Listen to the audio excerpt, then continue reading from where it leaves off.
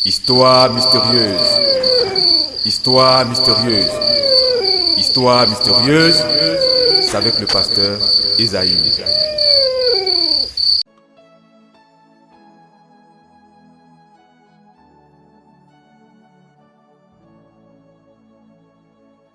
Shalom bien-aimés, que Dieu vous bénisse et que sa faveur et sa grâce abondante reposent sur vous. Alors abonnez-vous, likez, partagez les vidéos et laissez également vos commentaires. Envoyez-nous aussi vos histoires mystérieuses par note vocale, par WhatsApp. Et regardez aussi les vidéos jusqu'à la fin, parce que c'est à la fin de chaque histoire que je donne mon point de vue, mon avis, la morale de l'histoire, des conseils, des orientations, des suggestions, des prières de proclamation et de déclaration. Donc l'histoire que vous allez écouter tout à l'heure se passe au Cameroun. C'est une histoire très triste, une histoire qui fait pitié. Voici un jeune homme qui voulait coûte que coûte changer la condition de vie misérable de sa mère. Il décide donc de rentrer dans une secte, mais hélas, le pire est arrivé. Je ne vous en dirai pas plus. Écoutons l'histoire.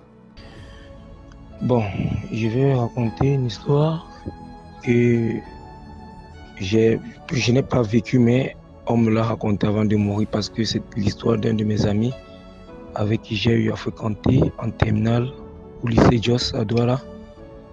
Bon, en fait, c'est un très bon ami, c'était un confident, c'était un confrère. On a eu à fréquenter jusqu'à l'obtention de notre bac au lycée Jos de Douala, comme je le disais tantôt. Bon, nous étions aussi dans des quartiers très proches parce que nous sommes à la cité. Bon, moi, je suis là vers la BPCT, lui, il était plus là-bas vers l'Agapé, vers la route qui part vers Moby Guinness là. Sa maman était une commerçante et elle vendait au marché de la cité SIC. Étant Bayam Selam, elle se levait toujours aux heures de 2h, 3h, donc à très tôt du matin pour aller à Sandaga acheter la marchandise pour vendre au cours de la journée.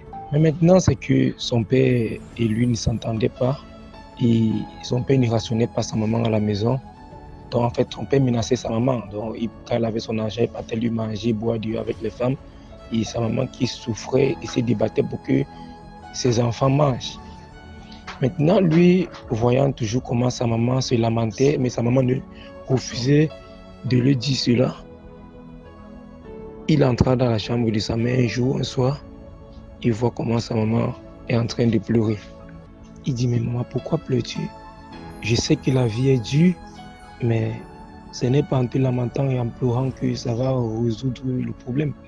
Sa mère lui dit, en te pleurant ton papa, qui ne fait absolument rien pour m'épauler. C'est moi qui suis le père et c'est moi qui suis la mère. Voyant comment sa maman pleurait, parce que, comme on le dit souvent, les enfants, les garçons surtout, ils aiment beaucoup les mamans par rapport à leur papa, en d'autres termes. Et lui, il aimait plus sa maman. Maintenant donc, voyant sa maman pleurer au quotidien, et ça lui dérangeait, notre téléphone là que nous avons, c'est bien comme ce n'est pas bien, parce que c'est un usage, ça dépend de comment on utilise le téléphone. Il prend son téléphone un jour, lorsqu'il feuilletait Facebook, il voit souvent les choses qu'on écrit sur les titres de sorcellerie là, la rose de croix, si vous voulez entrer bientôt, la confrérie, tel. Il y a de nouvelles personnes qui vont devoir intégrer.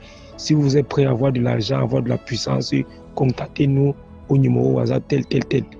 Il a vu cela, il était tenté parce qu'il voulait changer la vie de sa maman.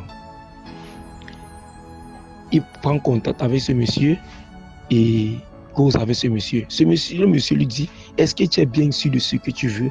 Il dit que oui, qu'il a pris ma décision. Je veux changer la vie de ma maman. Même s'il faille que je me vende, je vais me vendre moi seul. Mais en condition que ma maman vive bien.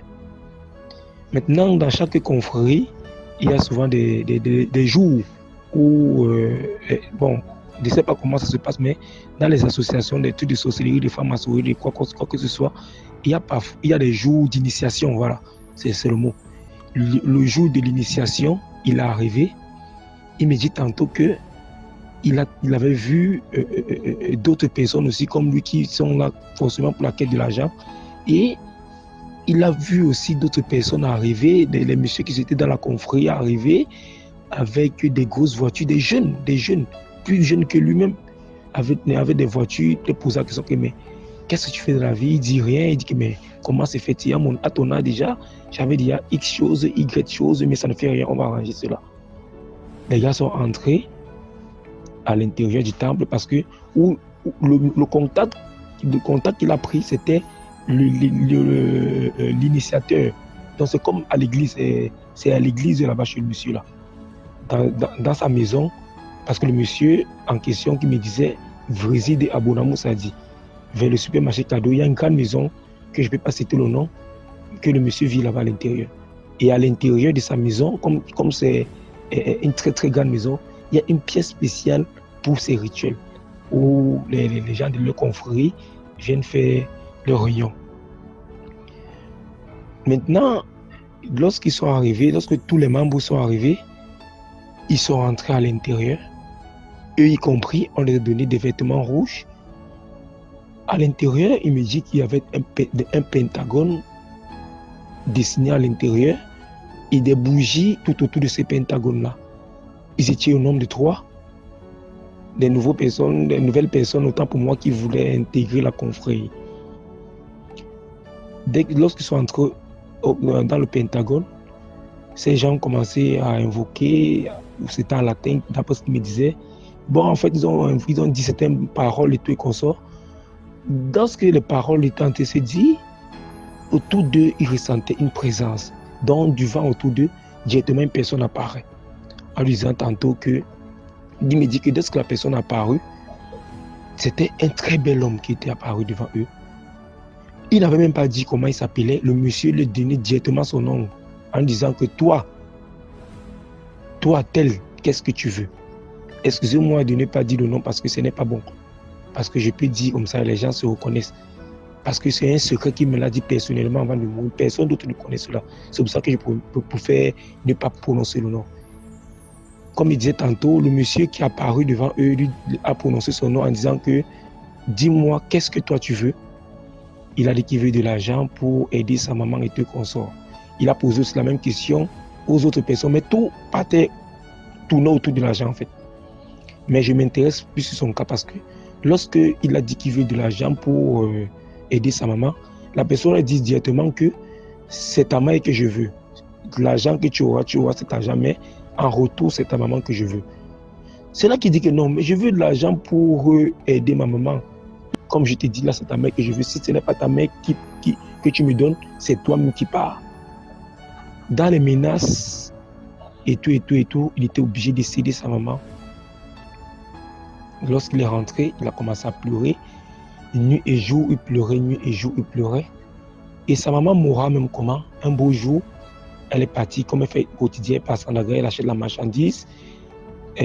Avant de partir, elle pas déposer au marché de la cité, elle pas s'échanger avant de repartir au vent. Lorsqu'elle traverse la route pour aller vendre au marché de la cité, la voiture la percuta et mourra directement. Le temps d'amener à l'hôpital qui est proche, elle mourra. Mon ami était inconsolable et tout. Pendant de moins de 2 semaines et poussière, il pleurait, il était inconsolable parce que je ne comprenais pas ce qui s'est passé et je ne pouvais pas le conseiller parce que moi, je n'ai pas perdu mes parents. 2 mois plus tard, mon ami a eu de l'argent puisqu'il faisait aussi le boy là-bas au marché Mbopi parce que c'est les gars qui postulaient les pancartes pour que les clients viennent acheter. Et comme il connaissait aussi faire un peu dans les bijoux, il a ouvert une petite boutique de bijoux. Ça passait, il avait de l'argent maintenant, il avait même acheté de la voiture et tout. Il venait même soit me porter et tout quand l'université. Je disais dans mon cœur que ouais, Dieu a béni, Dieu a vu comment l'enfant s'est souffert, Dieu leur sourit. Maintenant, beau jour, quand il y a de l'argent, la femme suit, l'enfant suit. Il vient même déjà à l'Opom là-bas. Il avait loué un appartement meublé et tout. Et donc, il vivait déjà bien. Maintenant, beau jour, il rentre encore dans le confrérie parce qu'ils ont des moments où il siège. Il est rentré dans son confrérie. On lui a posé la question de donner l'enfant qui est dans le ventre de sa femme. Ne voulant pas donner, on a demandé de donner l'enfant qui est dans le ventre de sa femme. On lui a donné 3 jours pour cela. Maintenant, donc, sa femme, comme c'était une femme de l'église, à l'église où sa femme partait, le pasteur a eu une révélation en disant à sa femme que on veut vendre l'enfant, c'est ton enfant qui est dans le ventre qu'on veut vendre. Si tu ne fais pas tout et tout, tu ne te mets pas en prière, tu es consort, là on va prendre cet enfant-là. Et c'est ton mari qui est à l'origine. Donc, maintenant, le temps que le gars réfléchisse de donner l'enfant, Dieu avait essayé l'enfant. Au moment maintenant qu'il faut donner l'argent, l'enfant, il n'y a plus de possibilité. Et il ne pouvait plus donner sa femme parce que même sa femme était protégée par les prières et tout. Il était coincé. Dans sa famille, tout le monde connaissait qu'il était déjà, ils étaient tous blindés. Il ne pouvait vendre personne puisqu'il était encore au début. Il était livré à lui-même. Il savait qu'il devait mourir. Comme je vous l'explique là, monsieur, c'est comme ça qu'il me l'a relaté devant un pot au stade Marion de la cité. J'étais glacé quand il me l'a dit. J'étais complètement glacé parce qu'il voulait bien faire, il voulait aider sa maman à n'importe quel, même si ça se vendre lui-même. Mais il s'est trompé, il était berné, il était trompé. C'est pour faire, je dis cela, je relate cela, c'est pas facile à mes jeunes frères de ne pas se précipiter dans la vie. Certes, c'est mauvais, c'est dur, mais c'est tout doucement qu'on arrive. C'est tout doucement qu'on arrive à nos fins. La voie facile n'est pas bonne. La voie facile n'est pas bonne, franchement. Parce que s'il était vivant, qui sait, peut-être que l'avenir devait être meilleur. Mais il s'est précipité, il est parti. Et en donnant l'être qu'il aimait le plus. Donc franchement, mes frères camerounais, mes frères africains, de partout dans le monde, même dans la diaspora, n'aimons pas la facilité. N'ayons pas le gros cœur. Soyons des gens humbles. Apprenons à travailler. Apprenons à souffrir. Parce que c'est notre destin. La vie facile est une vie d'apédition. La vie facile n'est pas bonne. Parce que quoi? Tôt ou tard, que tu montes, tu descends, tu vas partir. Tu n'es venu avec rien. Sur cette terre, tu n'iras avec rien. Donc, encore merci. Merci. J'espère que ce message, cette révélation pourra aider beaucoup de mes frères camerounais, de mes frères africains, partout dans le monde. Voyez-vous, bien-aimés, la première erreur qu'a commis ce jeune homme, c'est d'avoir adhéré à une secte. Alors, écoutez-moi très bien, chers abonnés, chers internautes. Quelles que soient les difficultés de tout genre que vous traversez, n'adhérez jamais à une secte. Je dis bien jamais. Une secte vous fera toujours voir le côté qui brille, ce côté lumineux, qui donne envie, ce côté où tu peux avoir un semblant de bonheur, ce côté où tout est rose.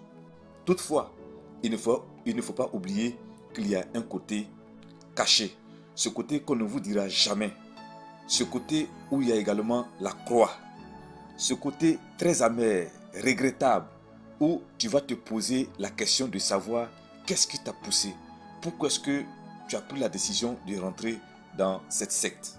Bien-aimé, le diable s'est toujours déguisé en ange de lumière et lui et ses agents travaillent pour déjouer le plan merveilleux que Dieu a pour l'homme. Dans cette histoire, la secte qui était censée apporter la solution à ce jeune homme a aggravé sa situation en tuant sa mère, celle qu'il aimait tant et dont il voulait coûte que coûte changer la condition de vie.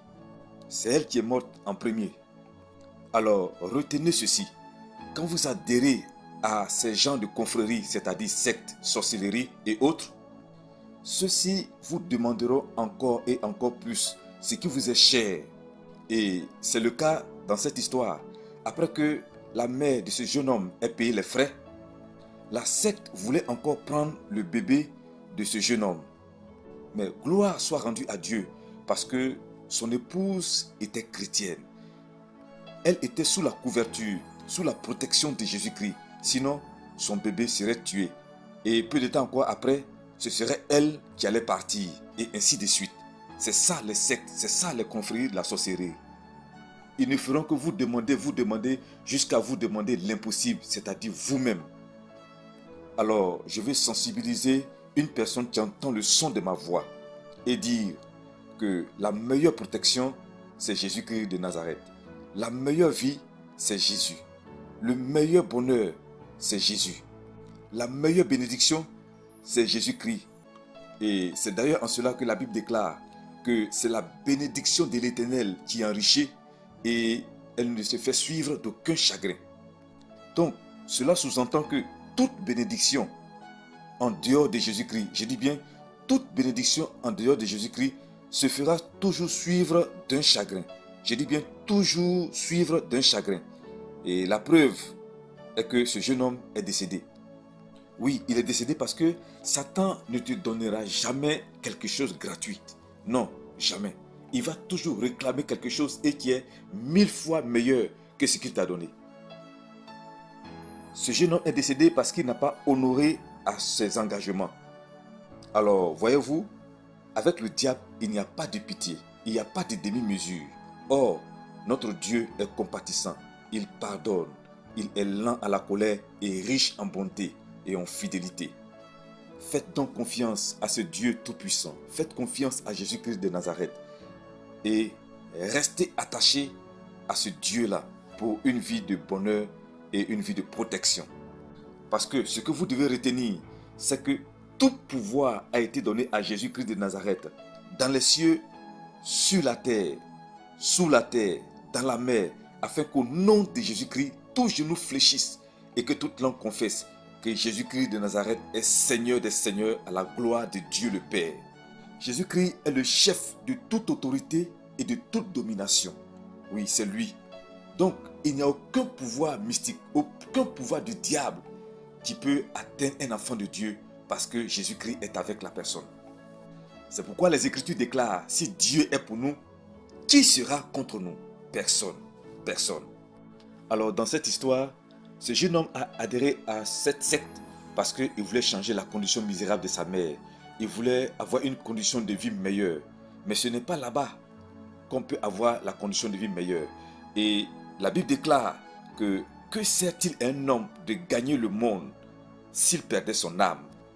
Alors, quelle que soit ta renommée, quelles que soient tes richesses, bien matérielles, bien financiers, quel que soit tout ce que tu peux posséder, fais le tour du monde, la gloire, les belles femmes, tout ce que tu peux avoir sur la terre des hommes.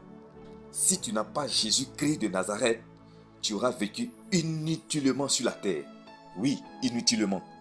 Alors, je vais maintenant prier pour quelqu'un qui entend le son de ma voix. Toi qui traverses toutes sortes de difficultés, que l'Éternel vienne à ton aide au nom de Jésus. Que l'Éternel exauce ta prière au nom de Jésus. Si les difficultés de la vie t'ont submergé au point où tu n'as plus envie de vivre, reçois la paix et l'espoir dans ton cœur au nom de Jésus-Christ. Que la faveur spéciale et la grâce abondante de l'Éternel te localisent au nom de Jésus. Que l'Éternel vienne à ton secours maintenant, au nom de Jésus-Christ. Tu es béni de l'Éternel. Alors, je reste disponible pour toute aide d'ordre spirituel. Vous pouvez donc m'appeler sur WhatsApp au plus 225 05 65 30 08 00. Plus 225 05 65 30 08 00. Que l'Éternel vous bénisse. À la prochaine histoire. Shalom.